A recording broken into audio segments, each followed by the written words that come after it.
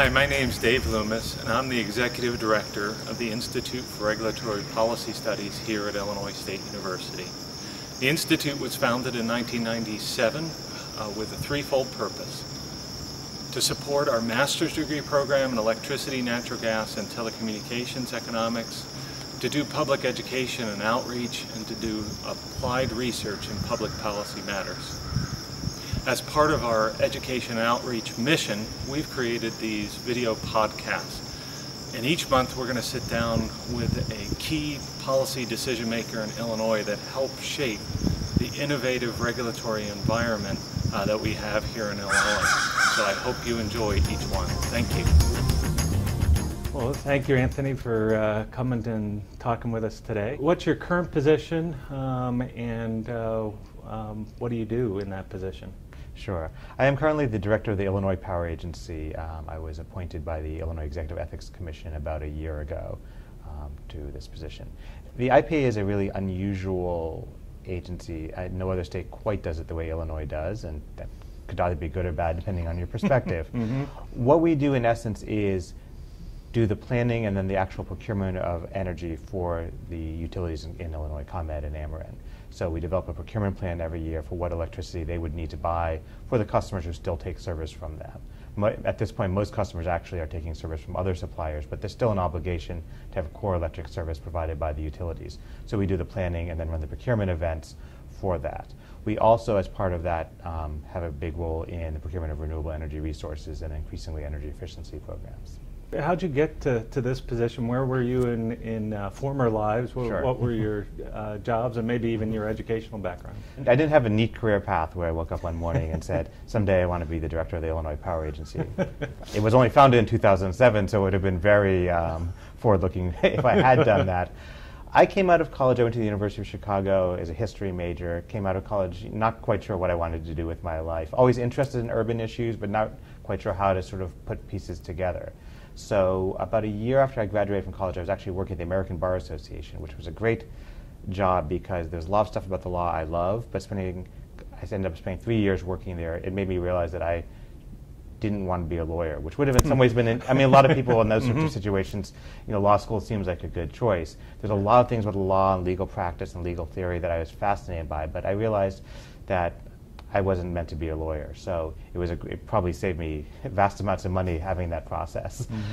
Meanwhile, about a year after I graduated from college, through a cousin of mine, one day invited me to go work with a friend of his on a community gardening project in Chicago, one that was working on reclaiming vacant lots and turning them into community gardens. So this was completely unlike anything I had ever done in my life. I'm not really a hands-on sort of person.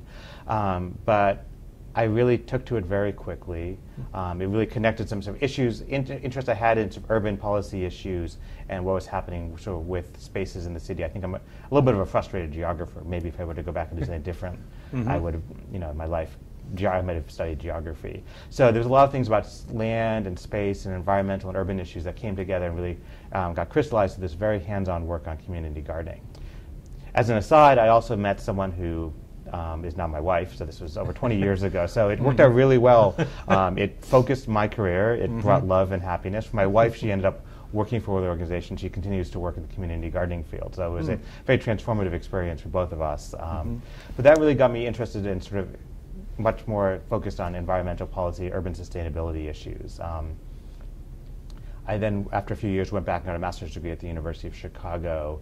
And coming out of that program in social sciences, an interdisciplinary program they have there, and was looking a lot at urban planning issues in Chicago.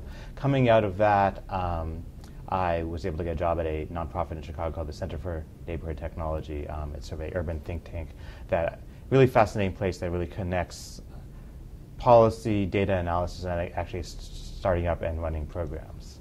So that was sort of my indirect path from college to actually getting into the world of sort of sustainability and environmental issues. When I was at CNT, after a while, I started working on energy issues. CNT, throughout its history, has had a variety of different energy programs. They really started ramping up in the late 90s when Bob Lieberman, who I think you know well, former DNR, was he at DNR or whatever DNR was called before his DNR, later became the head of CNT. Later he went on to the Illinois Commerce Commission. He came in, there was a window of opportunity to create some really interesting community-based energy efficiency and demand response programs. So I started working on those. And that's really how the sort of sustainability work I was doing sort of morphed into energy policy. And so over the years, we developed a bunch of different programs. Probably the best known one was the residential real-time pricing program, which was a mechanism to directly connect consumers with wholesale energy prices, both as a way to reduce costs as well as becoming a way to become more energy efficient and lower peak demand. So I rose up to become the director of policy and evaluation at CNT Energy, which was recently renamed Elevate Energy, but was sort of the energy component of Center for Neighbor Technology. I was very happy there, and then when Manny Flores, Chicago alderman, was appointed to be the chairman of the Commerce Commission, our paths crossed occasionally, but I didn't know him that well, but he came and he recruited me to be one of his policy advisors. Okay. So that's when I made the leap from the nonprofit sector that I'd worked in my whole career up to then to government work. Manny's tenure as chairman of the Commerce Commission lasted about a year, and then he was replaced by Doug Scott, who's currently the chair, and when that transition happened, I stayed on as advisor to Doug. Okay. And after about 2 years of that, or a little less than that, the previous director of the Illinois Power Agency, Arlene Jurasek, announced she was leaving to run for mayor of her home community, and the position opened up. I thought about a little bit and where I was in my career, and it just seemed like a very exciting opportunity to continue the sort of work I was doing in a new way. In your work at Center for Neighborhood Technology, it seemed like you were kind of at the forefront of doing some of those real-time pricing trials, and in a smaller kind of microcosm for people to say, are people really going to react to prices? What's their what's the hard data in when we actually do this? Can you speak a little bit about that experience of kind of in those early days when it kind of wasn't a foregone conclusion that this was something to offer? Well, a lot of people thought we were crazy, quite frankly. One of the things we always emphasized when I was at CNT was the idea that it was the idea of a voluntary program. You didn't want to just take people and suddenly drop the market on them all of a sudden, because markets do have volatility, but people self-select into different levels of insurance premiums for their cars, and also different, some people like fixed rate mortgages, some people like variable rate mortgages. So there was ample evidence that, if you really give people choices, people will, and the right information, people will select the right choices. So that was sort of one of the underpinnings of it. I think another significant part of it was that the idea was developed not by a utility or the regulatory process. If you looked through the history of time of use rates, typically they were developed by utilities. They had fairly onerous terms, not a lot of value for customers, and not surprisingly, very few people signed up for them. This is not in Illinois specifically. This is true across the country if you look at time of use rates. And so one of the things that we worked at very hard at CNT when we were developing the idea was making sure that the rate was really designed with customers in mind, so that if we were going to expose people to more risk, make sure that they also had the opportunities for more rewards. The concept of revenue neutrality is a very fundamental concept in utility regulation. It does not work in this case. The whole point was, we knew that Illinois was moving toward a structure where utilities were unbundling generation from distribution costs, and that after 2006, the utilities would really be indifferent to what generation sources. So we didn't need, there was no incumbent revenue that needed to be protected in the way a normal utility would think about it in the post-2006 world. And that's why real-time pricing could work. I remember at one point going out to California for a conference and meeting with some people from their utility commission. And we were speaking different languages, because when I was talking about what we were doing, they started asking the question, well, if there's a revenue shortfall, how do you make up for that? And I didn't understand their question quite frankly at first, because from my point of view, the whole point, if you have generation that is no longer regulated, they have risks as generators. They exist in the market.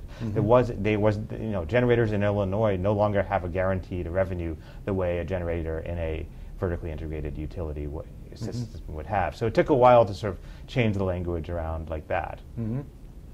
And with kind of fast forwarding now to smart grid and smart meters, what's the relationship between having time of use or real-time pricing models and having smart meters? Sure. I think there's I would say there's two aspects to that.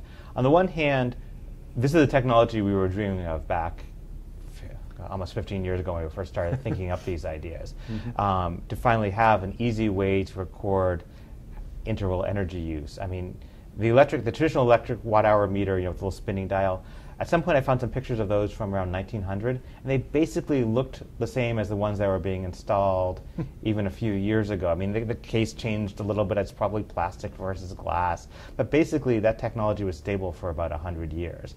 And so when we were first developing the real-time pricing program, one of the barriers was, how do you get more granular data about the customer so that you can do the hourly pricing? And fortunately, the utilities were able to sort of come up with a sort of ad hoc solution. So like on the ComEd residential real-time pricing program, they have meters that they were using for small business customers that actually record interval data. They don't have any two-way telemetry with them. A meter reader has to go and physically download the data from the meter using a little handheld computer. I mean, it takes a couple of minutes. It's not ideal, it's not scalable, but in the interim, it worked very well as a way to be able to get a real-time pricing program up and running. The change that will happen with smart meters is now getting the right metering on a home to do this for any sort of variable rate won't be a problem anymore. It's just flipping a switch to change rates. So that's going to drastically reduce the cost. It's going to also make life so much easier. While for the vast majority of people in the real-time pricing programs when we first were developing them, everything went smoothly.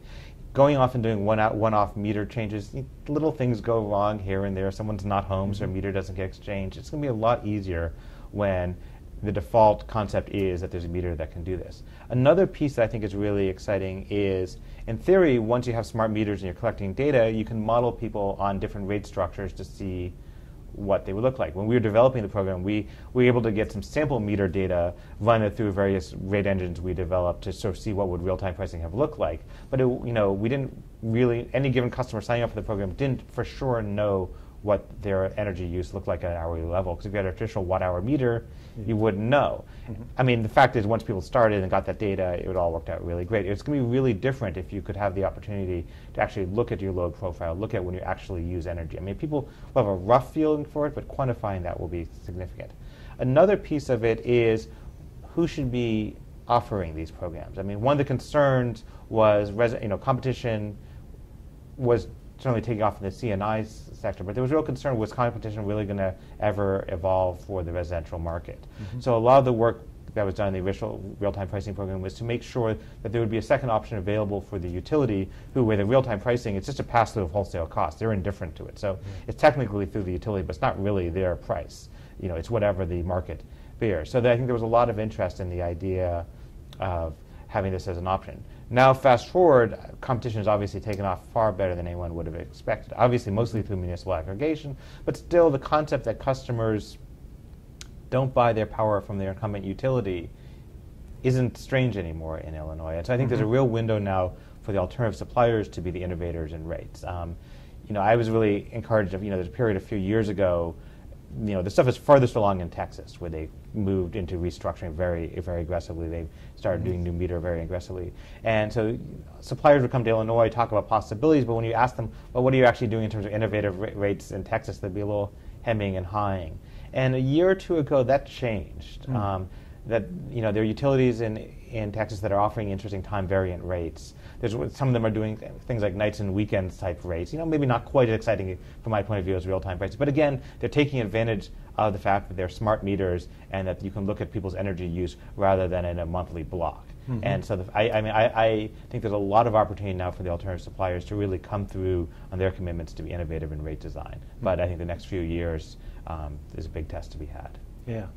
Well, if you offer time varying rates, do you have any sense of how big a community would be interested in that, and how that would kind of grow over time as people get awareness? I think there's some people that say, people don't want to be bothered with that. They just want to, maybe general energy efficiency methods might work, but they don't want to worry about their usage or shifting demand or even responding to prices. They just, how many of those people are there out there? I honestly don't know. I have some data points that are completely divergent. So when I was at CNT and we did some customer surveys, we were getting somewhere in the mid 20% of people who said they would be interested in this. So that was sort of encouraging. I think the Ameren real-time pricing program is up to about 1% of Ameren's customers. The problem is marketing costs. It's to get people to even hear about this. I mean, I was really struck at one point when I was at the commission and one of the new suppliers came in just to give us a briefing on what they were planning. And at some point, suppliers obviously for a variety of reasons keep a lot of their information very confidential, but one of the specific suppliers in passing mentioned what the size of their initial launch marketing budget. Just their launch budget, not their overall time. And this was I'd say a medium-sized supplier. It was bigger than the entire marketing budget for the first 4 years of the Ameren real-time pricing program. So, I mean, in retrospect, I think one of the things that was an error in developing the real-time pricing programs is we did not spend enough money on marketing. The problem, though, is the way the law that enabled that program was structured was you had at the end of a 4-year period, demonstrate that the program's benefits to non-participants exceeded its costs. So if we'd spent more on marketing, yes, we would have got more customers, but there was always a risk that the cost-benefit analysis was not going to come out. So I think we were overly conservative in retrospect in marketing budgets. So I could cynically say, okay, look, only 1% of the people signed up for it, but I think that's a function of not enough marketing dollars being spent. And meanwhile, when I was at CNT, we first started the programs, it was in isolation. This was before alternative suppliers had come in to the market. Now that there's so many alternative suppliers out there, the real-time pricing program not just has to compete with the default rate from the utility, it has to compete with dozens of other offers from alternative suppliers, some of which are time variant or monthly variable rates, some of which give you there's one that ties into one of the universities now. So I guess for every dollar you spend on electricity, they donate a little bit to one of the universities. I didn't know that that's something that would excite people for buying electricity, but I guess it is. I mean, if you look at how long it took different types of phone rates to develop or cell phone plans, I mean these things evolve over time. And I think again, as the alternative suppliers get active in this world and they have marketing resources of their own and value propositions of their own, we might begin to see a shift. But it's going to take time because for over 100 years people have been told not to think about these things. And we're also in an era of relatively low energy prices. So saving money on the electric bill sounds nice, but it's really not that huge an impact on people's home budgets. As energy prices rise, we might see a renewed focus on it. We also may see a focus as people figure out how to pair it with technology and comfort and convenience in the home. So things like the Nest thermostat, there's all these, they finally have some really good consumer products. If you look back to the early in-home display devices for energy use, they were awful. They were these clunky things, and they talked about things like kilowatt hours. What is, you and I know what a kilowatt hour is. The vast majority of people have no idea what a kilowatt hour is, and quite frankly, don't need to know what it is. Right. So as you have companies like Nest really doing something innovative about how you use energy that makes it work on the terms people are used to talking about things, the comfort of their home, maybe you could see a sort of engagement here that we haven't seen in the past. But I still think that's going to take a while to develop. And your point is a good one, that I as a consumer don't have any of my hourly usage data yet to be able to track and say with any degree of certainty what a change in pricing plan would mean for me as an individual. But as we get more data, and maybe years worth of data, then you can say with more surety, here's what you can do, and here's how things can change. I mean, there are things like the Green Button Initiative, which is a federal initiative to allow consumers to have better access to the energy use data. It's coming along. It's still in its infancy, though. So I think, again, this is a totally new concept. I think it has occurred to customers to think about when they use energy. So I think it will be interesting to see how long that takes to percolate into the mainstream. Yeah. Let's go back and talk a little bit about your time as a policy advisor to two chairmen at the Illinois Commerce Commission. How does being an assistant to the chairman different or the same as being, say, a policy advisor to one of the other commissioners? Do you have additional responsibilities, or is it very similar in terms of reading through their material and keeping them informed? I think a lot of it is quite similar, because ultimately the chairman obviously has a special role in the commission, but for anything to pass the commission, it needs 3 out of 5 votes, preferably 5 out of 5 votes. So at the end of the day, the chairman has extra power, but is just one vote when it comes down to things that really matter. So the nature of the work at one level was very similar to the other policy advisors, to the other commissioners. We had to review the materials in the same way, propose edits in the same way. Where there were added responsibilities were, I think, really in the convening power of the chairman. Things like the plug-in electric vehicle initiative, which started under Chairman Flores. He did co-chair it with Commissioner O'Connell-Diaz, so it was another commissioner and her staff working on it as well. But things like that really tend to come from the chairman's office. Certainly, we were more active in things like policy committee meetings. I think in recent years, other commissioners have gotten more active on doing policy committee meetings too, which I think is a very good thing from the commission. But that's really, I'd say, one of the significant places where working for the chairman differed from the other commissioners. So let's turn now to your role in the Illinois Power Agency, and actually let's talk a little bit about the Act itself, and maybe a little bit before.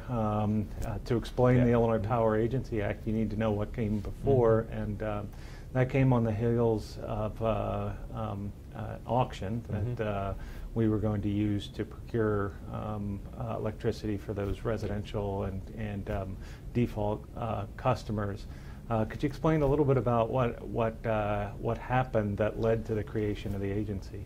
Sure. So Illinois restructured its electric industry, starting with legislation passed in 1997, and that included a transition period where the utilities restructured themselves, divested themselves of their generation to become really wires-only companies. During that period, for residential customers, there was a rate freeze and rate reduction. So there was this nice period where customers really didn't have to think about electricity prices. But as that came to an end, there had to be a new way to procure power for customers who still were served by the utilities. I think there had been some hope that the competitive market would take off for those customers during that period. It really didn't. It did for the large customers, but not the small customers. So we came into 2006, 2007 with a need as a state to develop a way to buy electricity to serve those customers who we had moved towards this restructured environment. But they really weren't going to they didn't yet have choices for who to buy the electricity from. So there was countless meetings and workshops, et cetera, to develop a auction for electricity for ComEd and Ameren. Those were run in 2006, and the results weren't what people expected they were. I think I'll leave it at that. I will leave it to others to opine on why that happened. As a result, people's bills went up significantly, more so for Ameren than for ComEd, especially the ways in which subsidies for customers who have electric heat were dealt with. In retrospect, weren't done right, and there was true rate shock. Some people have 300% increases in their bills. That's not sustainable. So that led to, in 2007, a vigorous debate about energy policy, and ultimately a grand settlement that included a variety of different components. It included refunds from the utilities to the customers for certain things. It led to the development of the state's energy efficiency portfolio standard and renewable portfolio standard. And then it also led to the creation of the Illinois Power Agency. I think at that point, to help settle this, what the utilities agreed to do is take themselves out of making the decisions about how procurement was going to be done. Because they tried doing this once, it didn't work out well. And so I think that it was easier to sort of cede that authority. And then, from the point of view of them being wires-only companies, it sort of makes sense. Why should they have a role in designing that? Again, this is different from how any other state did it. But the idea of the IPA to be an independent, objective agency to develop those plans, and then also work with a third-party administrator to run the procurement events, just to make sure that they were, it was transparent, that there was really no possibility that you could have conflicts of interest, et cetera, was really significant. I think created real benefits for customers. So that was the origin of the IPA. And so in creating the IPA, you've got, in a certain sense, a little bit more flexibility in procurement as opposed to the old method of an auction where you're going to go at a particular time. If you go to a particular time in the market, you may in some ways, bad time. It's got some flexibility. It's also inflexible. We put together a procurement plan each year for the following year for what we're going to do, and that has to be approved by the Illinois Commerce Commission. So that's a really nice check and balance to make sure we're not just making up what we're going to do. That there's an opportunity for stakeholders to get involved, intervene, help shape the plan, and the Commerce Commission as a separate independent agency to make decisions.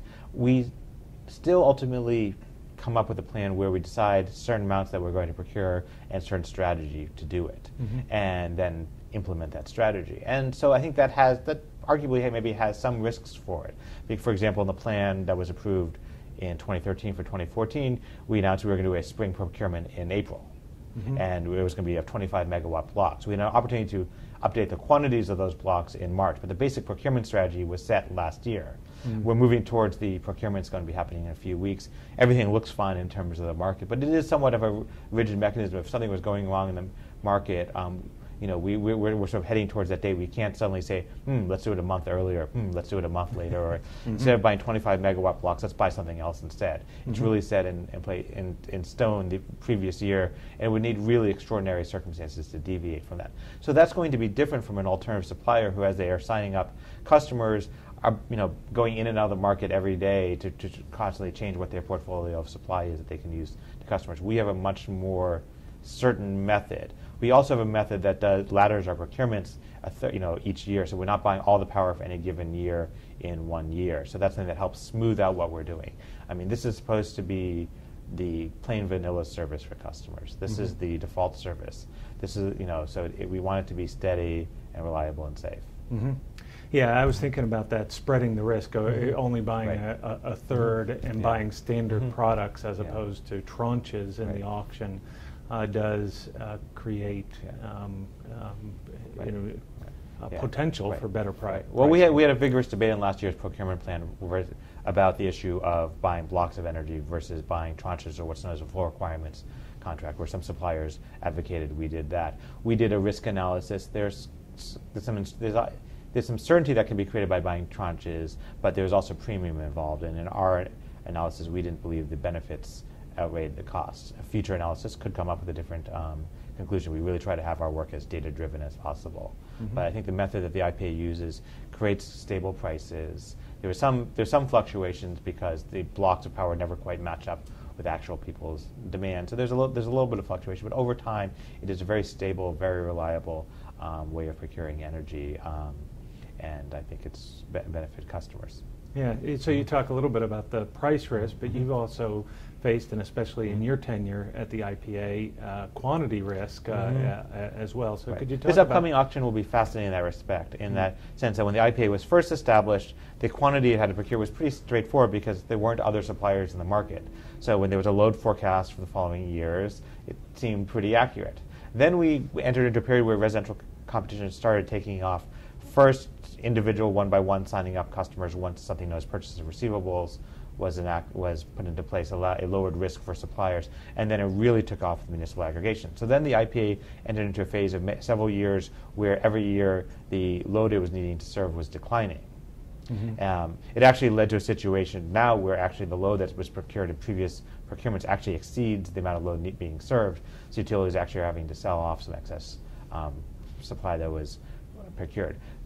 As some of those older contracts roll off this year, I think we've pretty much hit the bottom. I mean, in theory, right now, both ComEd and Ameren are close to 70% of the residential customers taking service from other suppliers. Certainly that number could go higher and even more customers, but it seems like it's plateaued. Most of the communities that are going to pass municipal aggregation referendum have done that. A bunch did them, in the March primary, so there will be a few more that start up in the coming months. But at this point, they tend to be smaller communities. They're not going to make a huge shift in things. The rate at which customers are signing up with alternative suppliers one by one has definitely tailed off. People are still doing it. They're certainly out there marketing, but I think it's definitely slowed. So we probably, unless some circumstance in the market really changes, it seems like we've maybe hit the floor in terms of the number of customers. And if anything, we may see customers come back in the following year. So this is the first time the IPA will be faced with a situation where our risk might be that we've not procured enough energy. So one thing we did in this year's procurement plan, up to now, the IPA has only done energy procurements in the spring. We proposed a secondary procurement in the fall. So we're doing most of our procurement this spring, but in case some municipal aggregation communities choose not to continue to aggregate and we end up discovering we haven't procured enough power, we'll do a second procurement in the fall to get the numbers back up to the right load forecast. It would expose people to a little bit of open interest in the summer months, but not a significant amount. So this is a new feature we're doing that we think is going to work well to mitigate that risk, but it certainly is something new for the agency. Yeah. It's a difficult process because there was, I mean, from the default rate to what communities were getting in terms of municipal aggregation in terms of rate, there was a sizable margin and quite a bit of incentive. But as those contracts have re-upped, the differential, while still being a positive differential, meaning that they're still seeing some savings, is much closer than what's been before. Well, this is why smoothing is really important. I mean, one of the things that also came out of the 2007 settlement was what was known as long-term swap contracts. So these were contracts for part of the supply that were entered into in 2007. At the time they were done, they more or less were sort of at the money in terms of where energy prices were. Obviously, some people in 2007, I guess were predicting what was going to happen to the economy in 2008. But I think it's fair to say the vast majority of people did not see the disaster that was coming. When the economy collapses, energy prices went down. So what seemed like it was a reasonable hedge in 2007 very quickly turned into an out-of-the-money hedge, where some of these swap contracts were significantly more expensive than what energy prices actually were looking like. Yet the portfolio the IPA was supplying to the utilities included those out-of-the-money hedges, and that created this natural headroom for suppliers to come in. Then, as those have expired, now the portfolio the IPA has for the default service customers of the utilities is much closer to market. The procurement we're going to do soon presumably should be very close to market. So there is much less headroom. And whether it's still a little bit of room left for alternative suppliers, we'll have to see. But it's a very different situation than we had a few years ago, where it was very easy for suppliers to beat the utilities price. Yeah, your adjustments now have been to have both a spring, a fall procurement as well as a spring event, so that you can not have to wait once a year because you might have more dynamic risk on the quantity of what you have to procure. Is there any other? We also added in a updated spring forecast, an opportunity for the utilities to adjust their quantities. So, for example, they went out and talked, to communities about whether or not they were doing aggregation, about whether or not they would continue. I mean, this was a survey. It was at a rough level. I mean, communities didn't absolutely promise, yes, we're aggregating, but they got enough good evidence to have a feel for were communities thinking they were going to continue to aggregate for at least another year. And so that helps inform those numbers so that we could adjust the quantities to be a little bit more precise. We also made the block sizes a little bit smaller, which hopefully gets a little bit more granularity in the supply we're procuring. Okay, so it's not just the load forecast, but in a certain sense, it's a forecast of how many communities will stay on when those contracts. When some of those contracts are coming due, and say what's the likelihood of. Well, there's a lag. So the utilities gave us by law a forecast in July of 2013. In some previous years, that got updated in November of the year for the procurement to be done the following spring. There's still quite a bit of lag, so if something changes in the market, you don't want to be going into procurement knowing the amount you're procuring is just wrong because of something that happened, but you're stuck with old data. So now by having an update in March, it's never going to be perfect, but at least the data that we use to determine how much we're procuring is based upon fairly young, fresh data. And so I think we get a good sense of the percentage of communities that are continuing with aggregation. And so I think the quantities we procure should actually get the supply we have under contract really in line with the load. Ask me in a year how it worked out. Yeah, we'll ask you back and say how that. If I decline your invitation, you'll know the answer. And you might not want to get into the weeds here, but I was just curious in terms of the IPA is. As you said, no other state does it the way that we do. And then there's this kind of curious relationship between the Illinois Commerce Commission, the IPA. The commission has to approve the IPA's procurement plan. There's a proceeding going forward. And as you mentioned, you were appointed by the Ethics Commission as opposed to being appointed by the governor. How does the IPA exist as an entity, and how does it relate to I guess especially the ICC? Well, we're an independent, separate agency.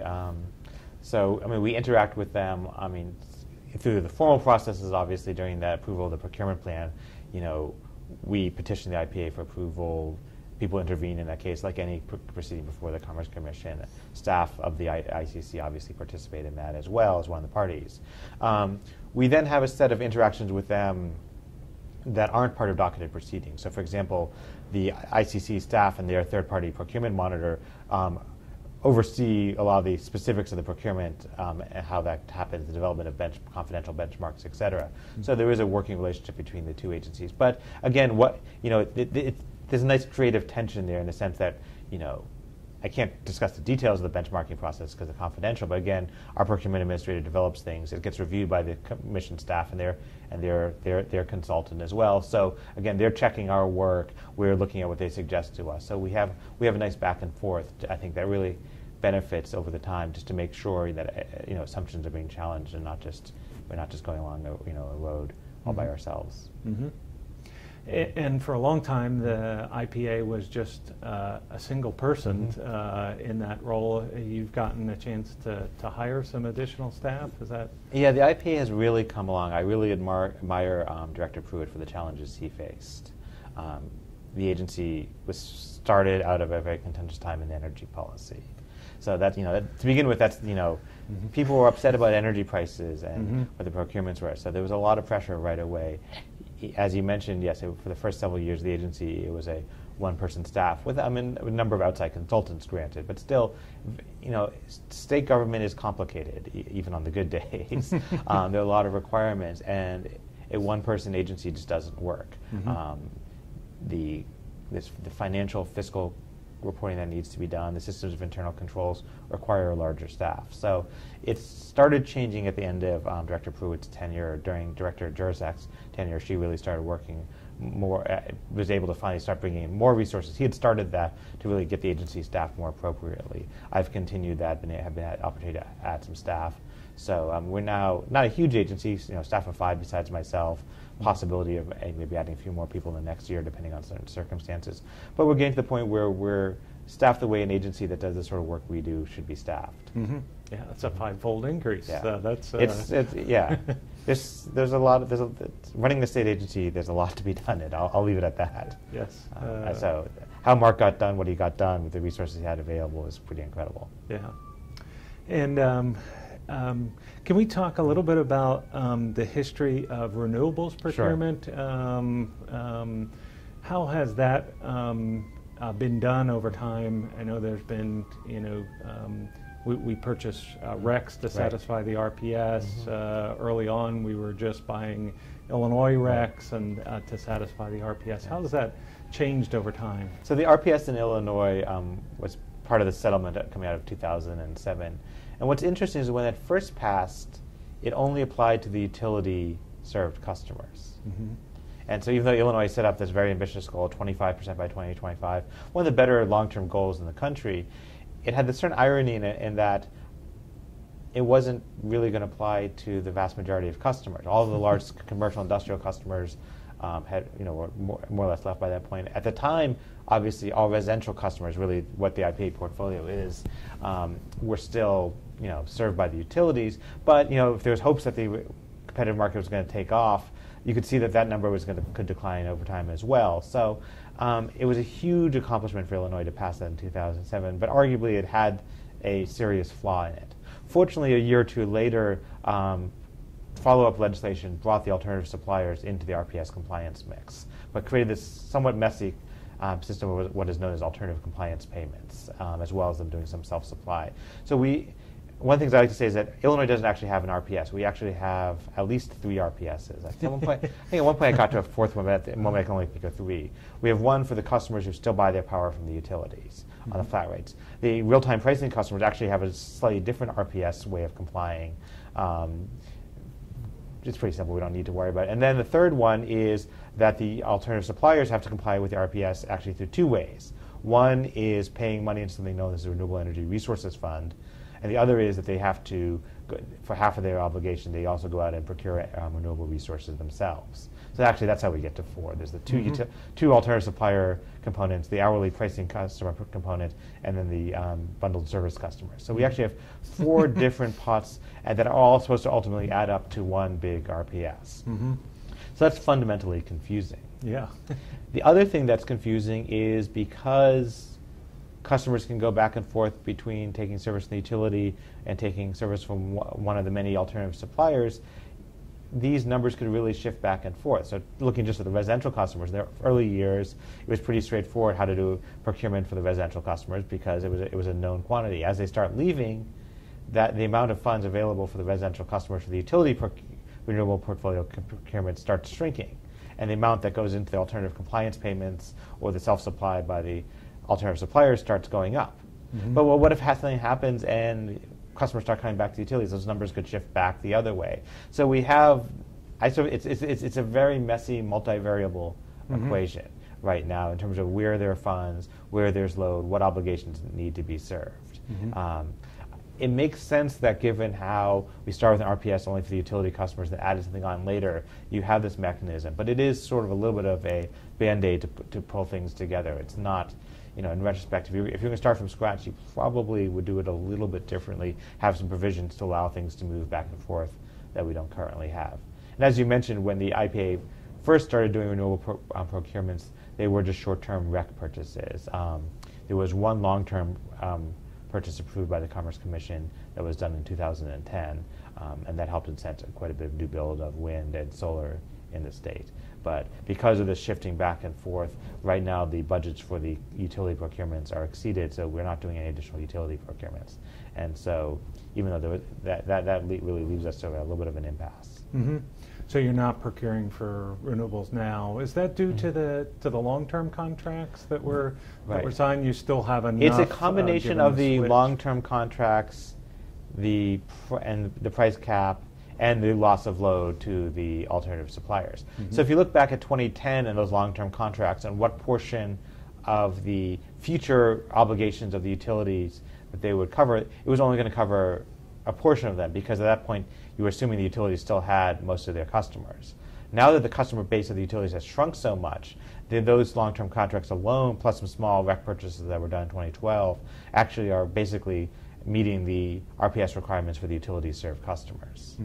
So that's, I think that, I don't think anyone in 2010, well, there are a few people anticipated the possibility that there could be significant customer migration. I don't think very many people appreciated how quickly and the extent to which it would happen. Yeah. This all goes to show, I think, as you've said repeatedly, it's a very dynamic marketplace. That things react quickly, so that in 2007 you can't anticipate market tanking and crashing happen in 2008, 2009. You don't know what's going to happen in terms of municipal aggregation. So it really calls for being... But the market is a good thing. I want to make very clear, I'm not critical of the market. If you think about it, during the last few years, because customers had choices, they could go to alternative suppliers, because the market was declining, they were able to more rapidly capture the benefits of the declining market than if they'd only had to stay with utility service.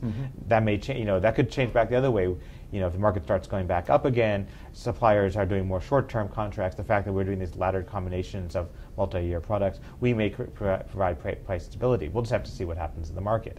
This volatility certainly has caused confusion for the RPS, but in terms of saving customers money over time, there are clear benefits there. And those are the policy contradictions and challenges that make all of this really interesting, because there's not any one decision you make if it's really sweeping is going to have unintended consequences somewhere else.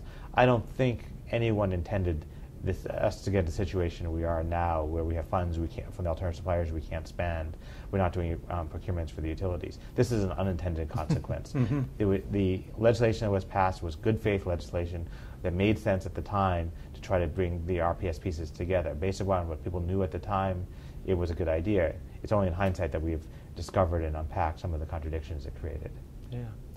Well, talking about procurement of renewables, recent press has touted the fact that certain municipal aggregation contracts, certain municipalities have had a 100% renewables requirement. How do they do that in terms of 100% when we have an RPS that even on the face of it is only looking at 25% by the year 2025? I don't know for sure because I haven't seen specific contracts. Obviously, they're not required to report that to us. My assumption is that they are buying RECs on the market. The RECs are the separate environmental attributes of an energy production. They're disconnected from the actual energy delivery. And if they're doing it as a voluntary program, there's great flexibility in where you're buying your RECs from, what type of RECs they are. And if you look at a national market for REC prices, RECs are fairly inexpensive right now. If you have RECs that comply to certain specific provisions of certain specific states, they can be fairly expensive. But again, if a state is, or excuse me, if a community is doing a voluntary REC procurement to get up to 100% of their load, they probably can comply with that at fairly inexpensively at current market prices. Do you know what kind of current market prices are for RECs? Anecdotally, there's some REC yeah. prices that are under $1 a megawatt hour. Those vary. I mean, on the East Coast, actually, wind REC prices have gone up to comply with some of the East Coast RPSs. REC prices actually have gone up a lot in the last year. But again, for a community in Illinois, to meet for their supplier to meet the state RPS requirement, there's limitations on what RECs they can buy, and they can buy them from either PJM or MISO. A lot of REC prices in MISO are very inexpensive, but so you can find cheap RECs out there to comply with the Illinois standard if you want. But I think about it from a community point of view, once it becomes to the voluntary aspect, they're not even necessarily bound to have them just from PJM or MISO. I don't know for sure where they're buying, but my assumption is if they're looking at the truly national market, there's good prices out there. Of course, you have some questions. If you're buying a REC from a wind farm that was built by ratepayers in another state, what the value of it is, but it certainly meets the letter of the law. When do you recall? I don't want to put you on the spot, but the last REC auction we had, my recollection, and I had done a paper early on, was that REC prices were very, very high at the first auction, and there was some concern about repealing it because the prices were so high, and people were concerned about that. Then they came down considerably in the second auction, and then kind of continued to decline down to like we were even at between $1, $2, around $1 REC, the last auction that I recall. But the IPA did no procurements in 2013. The 2012 REC procurements that were done, which were short-term RECs, some short-term for that year, some were one-year RECs for future years, were down in this dollar plus or minus a bunch basis. I think it's again because the first REC procurements the IPA did, the REC markets were really in their infancy. They were, and at that point there was also an in-state preference. So the market of available RECs, there's in-state preference and then adjacent states. It was so you had an immature market and you had a constrained supply. So, basic economics, you get high prices. I suppose that was appropriate at the time. Very quickly after that, a lot more generation obviously has been built, not just in Illinois, but the states around us. The national markets have begun to develop. The REC supply just increased so much that you saw a significant decline in REC prices. If we were to do a procurement today for RECs, we would see prices probably in line with what we were seeing in 2012. So those first, I can appreciate the concerns policymakers had from those first couple of REC procurements, but in retrospect, they were not really indicative of any market trend over time. Yeah, and that gets to a point that seems to be a theme as I've done these interviews, that we, in Illinois, we have kind of stayed the course from a 97 restructuring act to say, no, we're going to make generation competitive, we're going to have a market-based solution as much as we can. And there were opportunities, critical junctures like 2007 with the IPA Act, where we could have turned our back on that, but we marched forward. Same thing with the RPS. The first kind of year or two is bumpy. We could have turned back and said, oh no, we tested the waters and we turned back. But what do you attribute that to? I mean, in Illinois, how do we have the fortitude to push forward when some other states have? It was perfect planning, of course. I think it's hard to turn the clock back on restructuring. Once the utilities had divested themselves of generation, how do you get it back? But I think it's good that policymakers took a long view. I mean, that we did not move back on any of these things. What the specific forces were that kept that from happening, hard to say. Yeah. But I mean, it does put us in an interesting situation where Illinois is surrounded by states that have not restructured. So we have a very different market conditions in the states around us. I think that puts us at an advantage when you look at energy prices. It probably makes compliance with the renewable portfolio standard more complicated. Yeah. It's easier in some ways to do an RPS in a traditionally regulated state. On the other hand, once we, I think, work out some of the kinks in our system, we can have our RPS really be based upon market prices, and that brings value to consumers. So there's advantages and disadvantages to what we do, but it's hard to see how you can unwind from where we are now. Is there anything that I didn't ask you about that I maybe should have asked you about? One of the interesting things I think the IPA is, now we're 2 years into, is what are known as the Section 111(5)B energy efficiency programs, which is, again, this is one of those interesting things about how legislation layers things on other pieces over time, and you get some interesting results, sometimes some unintended consequences. So in 2007, we created, as part of the settlement that created the IPA, was also the creation of the Energy Efficiency Portfolio Standard.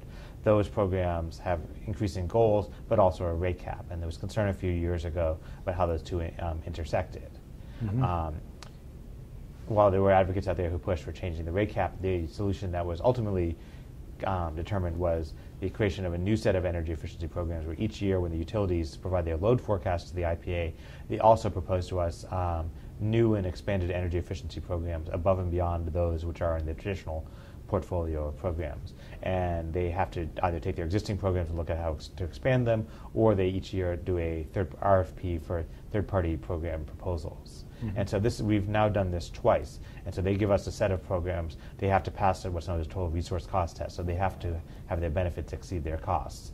If we review them, they basically go into our portfolio, our plan, and are approved by the ICC. So this is a way to create significant additional amounts of resources available for energy efficiency above and beyond the traditional energy efficiency programs. So that's the good news. The bad news is the way they're evaluated, funded, et cetera, is quite different. The traditional energy efficiency programs, the utilities are required to meet certain goals each year, which are measured upon their first-year kilowatt-hour savings of those programs, and that's the number. These programs I've just described are really pay-for-performance programs in essence. So if let's say it's a third-party proposal, a vendor would say, we propose doing such and such a program, and they'll get paid for the actual kilowatt-hours they deliver. There's no penalty to the utility if the programs don't achieve.